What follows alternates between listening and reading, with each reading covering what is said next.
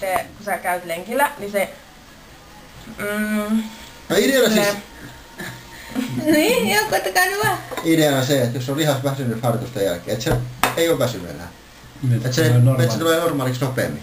Sitä huijataan. Sama niin kuin nämä esimerkiksi hiihtäjät, kun ne hiihtää 10 kilometriä, seuraavana päivänä pitää hiihtää taas 15 kilometriä, niin niillä on kauhean kiire saada palautua se elimistö niin kuin se on se normaali tilanne, että voi taas lähteä uuteen starttitilanteeseen. Tai se lähtee nollalta. Glutamiini pitäisi vielä ostaa, se olisi yksi semmoinen. Glutamiini? Se on joku lisäaine. Niin on.